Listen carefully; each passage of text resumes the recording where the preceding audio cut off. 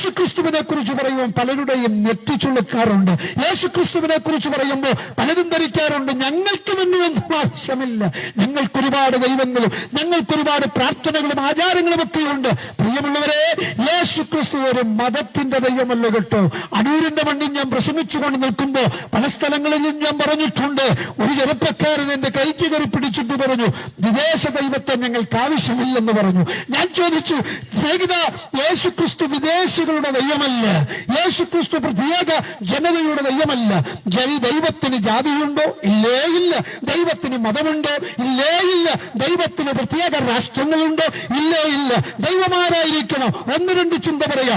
ദൈവം സർവശക്തനായിരിക്കണം, ദൈവം സർവവ്യാപിയായിരിക്കണം, ദൈവം സർവജ്ഞാനിയായിരിക്കണം.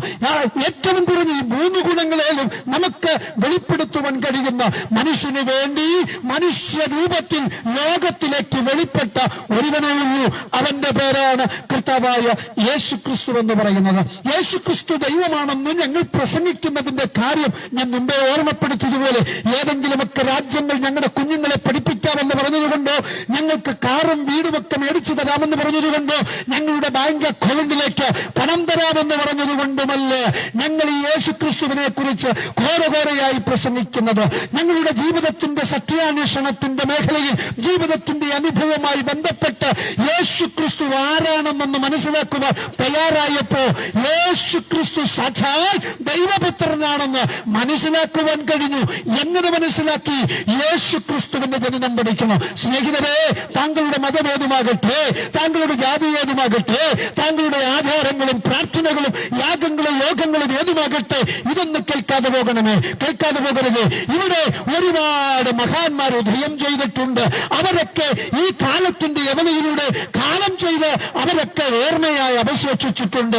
എന്നാൽ യേശുക്രിസ്തു എന്ന് പറയുന്ന സാക്ഷാൽ ദൈവപുത്രന്റെ ജനനം പഠിക്കണം. ആ ജനനത്തിൽ അറിയുവാൻ സാധിക്കും ഇവൻ സാക്ഷാൽ ദൈവപുത്രനായ ക്രിസ്തുവെന്ന്. നിങ്ങൾക്കറിയണമോ, ഇവിടുത്തെ മഹാന്മാരൊക്കെ ജനിച്ച് അവരുടെ കർമ്മത്തിലെത്തിയപ്പോഴാണ് അവരാരാണ്, അവരുടെ സ്ഥലം എവിടെയാണ്, അവരുടെ മാതാപിതാക്കൾ ആരാണെന്നൊക്കെ ലോകം തിരിച്ചറിയുവാൻ തുടങ്ങിയത്.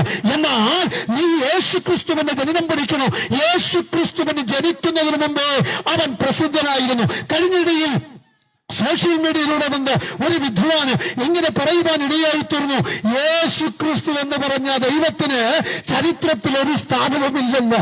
അദ്ദേഹം തന്റെ വാക്കുകളിൽ ഘോരഘോരയായി വിളിച്ചു പറഞ്ഞു, യേശുക്രിസ്തുവിനെ ചരിത്രത്തിൽ കാണാൻ കഴിയത്തില്ലെന്ന്. എന്നാൽ ഞങ്ങൾക്ക് പറയാൻ കഴിയും, യേശുക്രിസ്തുവിന്റെ ചരിത്രം പോലെ ഈ ലോകത്തിൽ ഒരു ചരിത്രം പറയാ ഒരു ചരിത്ര പുരുഷനില്ല. അങ്ങനെ ഒരുവനുണ്ടെങ്കിൽ അവന്റെ പേരാണ് കർത്താവായ യേശുക്രിസ്തു എന്ന് പറയുന്നത്. പ്രിയമുള്ളവരെ, ലോകത്തിൽ നിങ്ങൾ പഠിക്കണം. ലോകത്തിൽ യേശുക്രിസ്തുവിന്റെ ചരിത്രം എന്തെന്നറിയാമോ?